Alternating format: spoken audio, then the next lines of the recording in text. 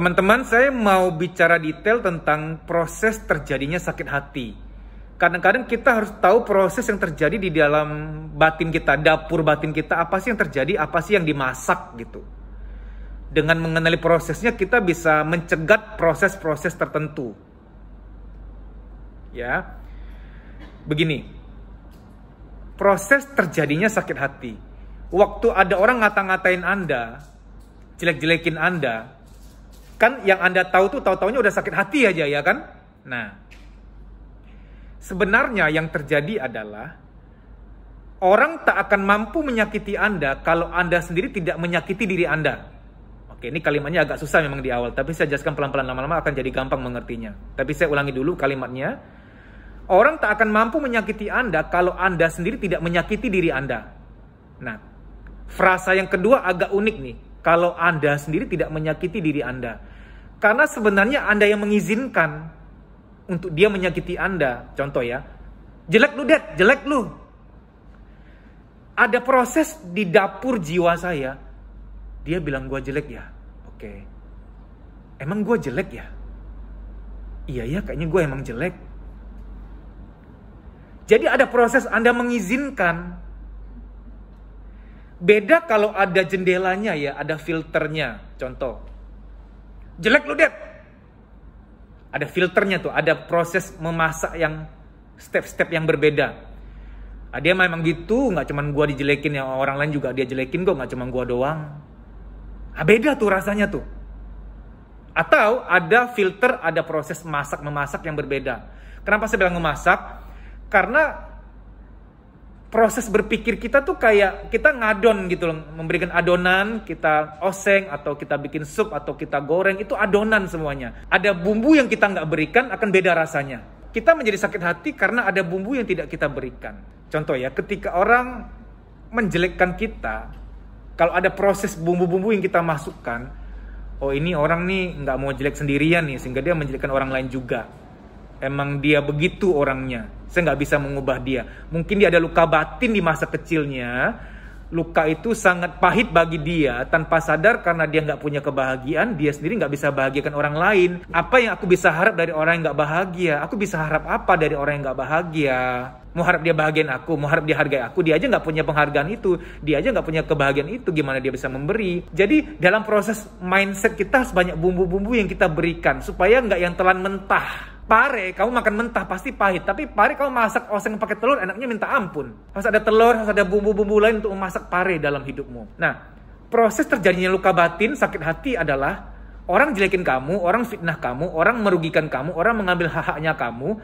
Kamu telan mentah, kamu mengizinkan untuk dirimu menelan mentah itu. Ditelan mentah-mentah, jadilah sakit hati. Tapi kalau mau dimasak sedikit, beda rasanya. Contoh ya, misalkan orang mencuri haknya kamu, orang menipu kamu, atau uang arisan dibawa kabur, kamu merasa kehilangan uang. Kalau kamu telan mentah-mentah, berarti kamu mengizinkan kamu sakit hati, merasa dirugikan, merasa dizolimi. Tapi begitu kamu mau masak sedikit, kasih bumbu-bumbu, biar masakan jadi enak, akan berbeda. Kamu bisa kasih bumbu begini. Oke, ini ada dua kemungkinan nih. Kemungkinan rezekiku yang diambil orang itu memang dititipkan sementara. Suatu saat akan kembali kepadaku. Nah, mikirnya begitu akan beda rasanya. Karena rezeki nggak akan salah alamat. Kalau itu memang rezekiku, tetap akan kembali kepadaku. Entah melalui orang lain atau gimana. Atau masak dengan bumbu yang rasanya berbeda dari yang mainstream. Uangku yang dibawa kabur orang lain.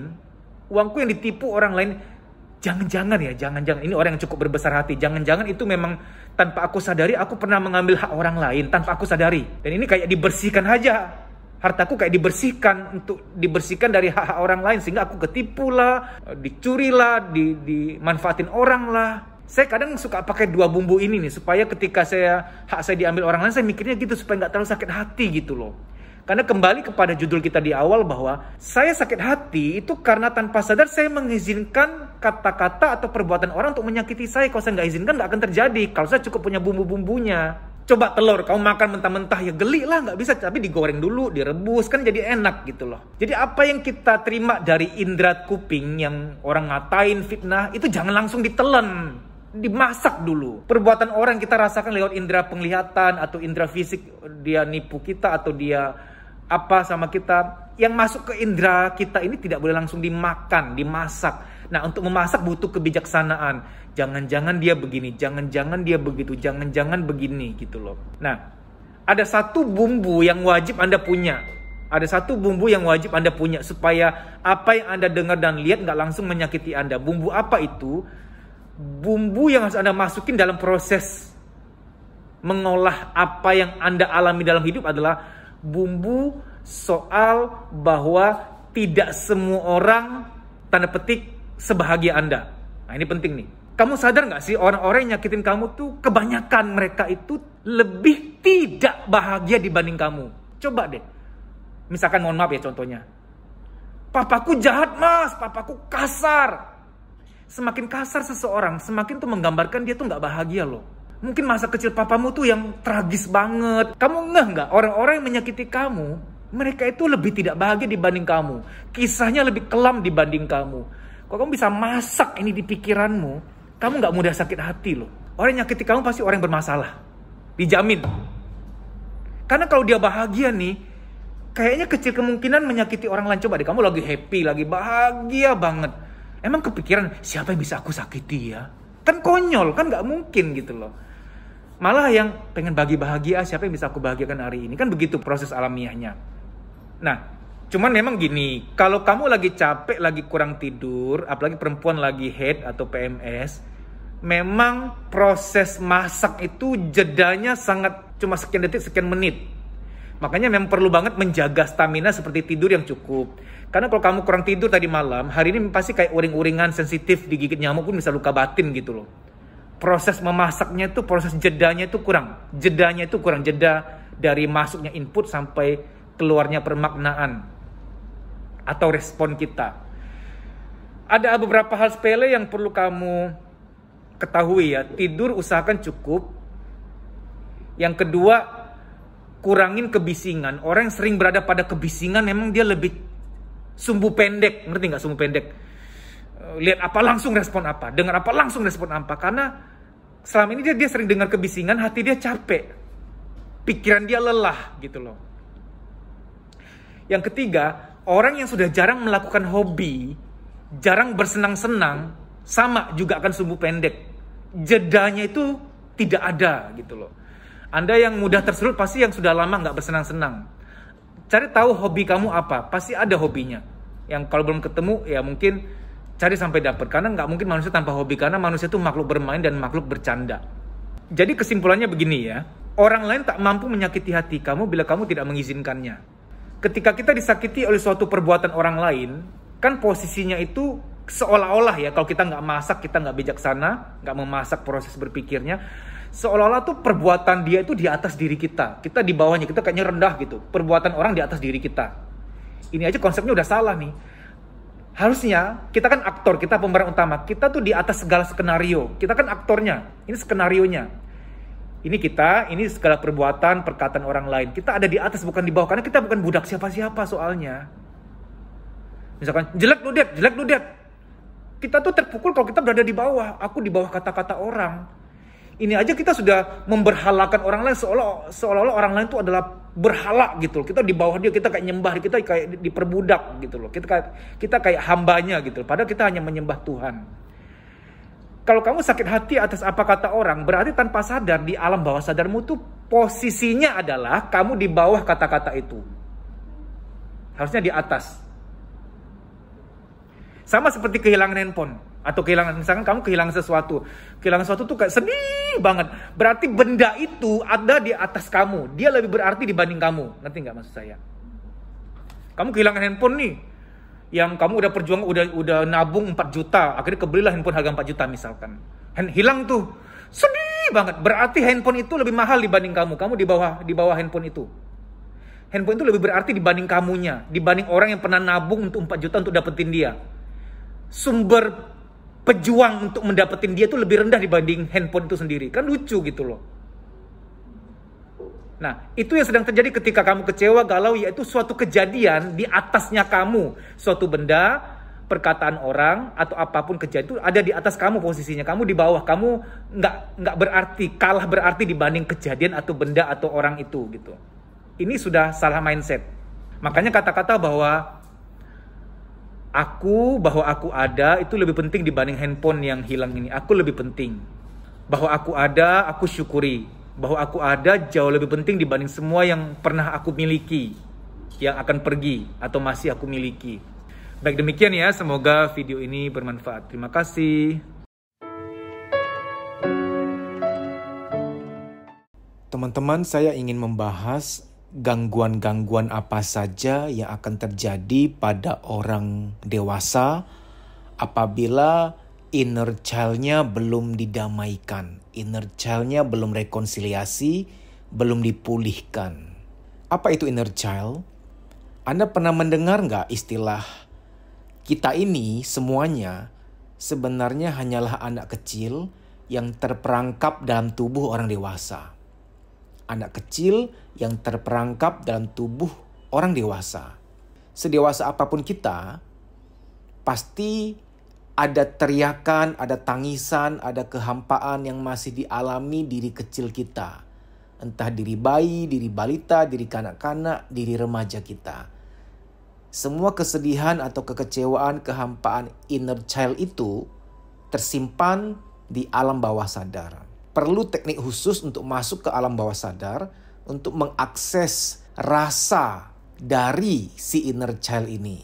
Apa dampaknya apabila inner child belum diterapi? Dampaknya bagi kehidupan orang dewasa itu seperti apa? Saya akan berikan beberapa contoh karena kalau semuanya saya paparkan bisa panjang sekian jam video ini. Ada orang yang di masa kecil dia kekurangan figur ayah, terutama apabila ini dialami oleh seorang wanita. Seorang anak perempuan dia kekurangan figur ayah.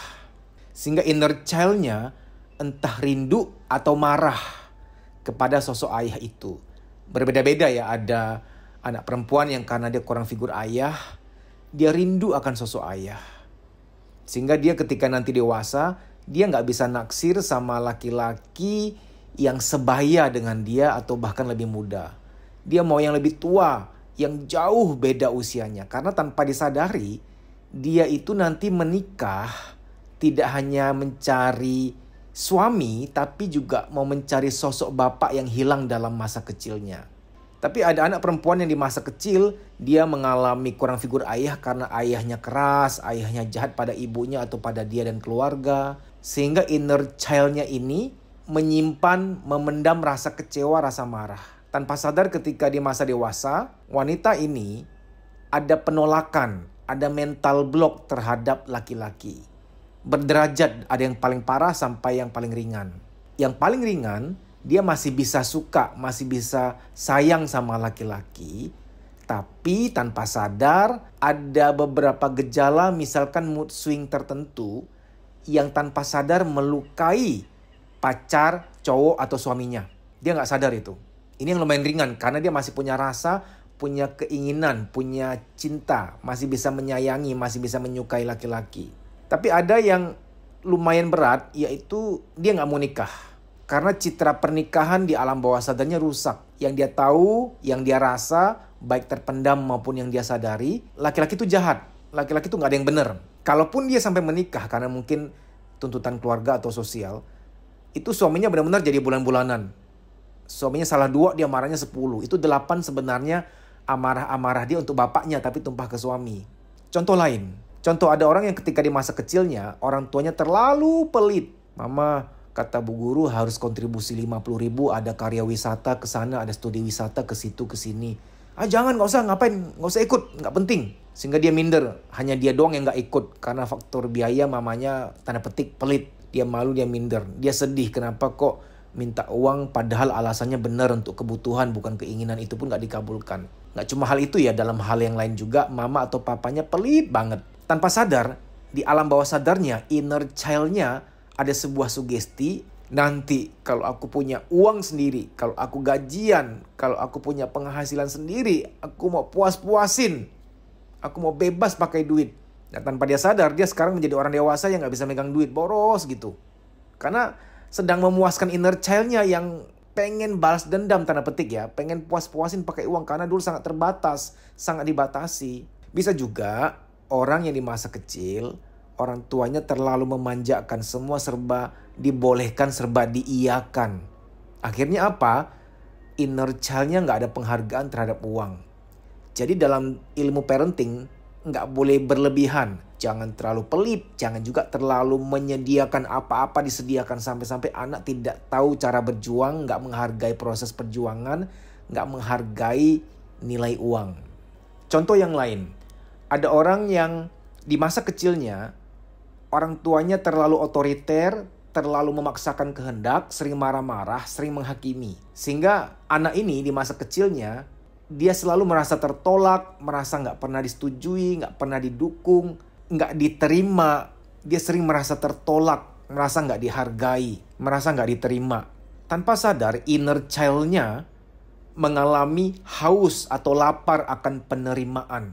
Di masa dewasanya, tanpa dia sadari, dia akan sering nggak enakan sama orang. Serba mengiyakan, orang minta apa, orang minta tolong apa, orang mengharapkan apa, dia selalu akan memenuhi walaupun dia sadar itu terkadang merugikan dia. Tapi dia nggak bisa menolak, dia selalu menjadi a yes man, a yes woman, selalu mengiyakan. Sehingga dia kayak pelin-pelan dan nggak enakannya tinggi. Rasa nggak enakan tuh wajar dan manusiawi. Tapi kalau rasa nggak enakannya Anda terlalu berlebihan, sehingga Anda selalu mengiyakan, selalu ingin menyenangkan orang lain, Anda selalu mengalah, nggak punya prinsip, takut untuk menolak orang lain. Yang sebenarnya terjadi adalah inner child Anda haus atau lapar akan penerimaan. Sehingga tanpa sadar Anda merasa bahwa kalau saya bisa menyenangkan orang lain, saya akan diterima, saya akan dihargai. Kalau saya memenuhi keinginan orang lain, saya akan merasa dianggap, saya akan merasa dihargai, saya akan merasa diterima, saya akan merasa berharga. Karena dulu di masa kecil, rasa-rasa ini nggak terpenuhi. Anda sering tertolak, sering dihakimi, nggak dianggap, nggak merasa diinginkan oleh orang tua. Ada orang yang di masa dewasanya selalu takut gagal, takut salah, sehingga dia cemas, dia anxiety. Salah satu penyebabnya adalah di masa kecilnya, inner child-nya ini dipenuhi ketakutan. Orang tuanya ini tipe yang salah dikit dimarahi. Dia merasa insecure, dia merasa nggak aman. Bagi si anak, salah berarti adalah akhir dari dunia. Keliru, salah, gagal, tidak sesuai dengan arahan orang tua, itu bagaikan akhir dunia, sangat seram sekali, sangat menakutkan. Di masa kecil mengalami insecure, rasa nggak aman, rasa takut berlebihan. Sehingga tanpa sadar dia tumbuh jadi orang yang selalu cemas, anxiety, takut, gelisah. Karena inner child-nya selalu berseru-seru, hati-hati ya, jangan sampai salah ya, jangan sampai gagal ya, jangan keliru ya. Di sebagian orang akhirnya terdampak seperti dia sering ngecek-ngecek kerjaan berulang-ulang. Nutup jendela pun udah tutup, dia cek lagi, padahal sudah tutup barusan. Kalau bikin surat proposal dia cek ulang, dia baca berkali-kali, dia takut salah. Padahal dia ngecek kerjaan tuh gak wajar, sampai 10-15 kali ngecek gak wajar gitu loh. Karena sangat takut salah soalnya. Nah, inner child-nya nih yang merasa insecure. Dan masih banyak lagi contoh-contoh lainnya. Butuh terapi, butuh treatment khusus. Karena waktu tidak menyembuhkan inner child. Percayalah. Kalau Anda gak percaya, coba kunjungi panti jompo. Oma opa walaupun sudah tua, jaraknya dengan masa kecil sudah puluhan tahun. Pasti beliau-beliau tuh kadang masih yang terngiang-ngiang, bisa nangis sendiri, ngebayangin masa kecil mereka. Oma opa bisa cerita dengan detail loh.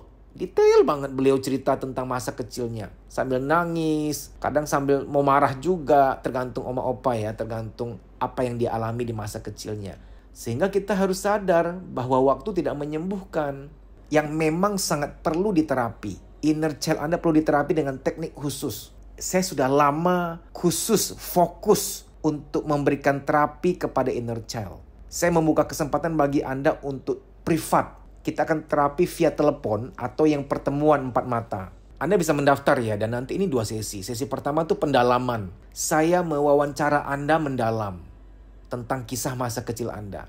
Panjang lebar kita bercerita, diskusi, brainstorming agar saya ketemu benang merahnya. Oh, inner child Anda kebutuhannya ini. Inner child Anda terluka dalam hal ini, hal itu. Nah, baru sesi kedua adalah terapinya, healingnya, restorasinya. Anda bisa mendaftar untuk ikut sesi private coaching baik via online, WA call, telepon WA, atau melalui pertemuan 4 mata. Anda bisa WA ke 0858 1446 1446. 0858 1446 1446 dengan cara WA nama Anda, spasi usia, spasi lokasi. Spasi Anda mau via online atau via pertemuan. Semoga bermanfaat. Sampai jumpa.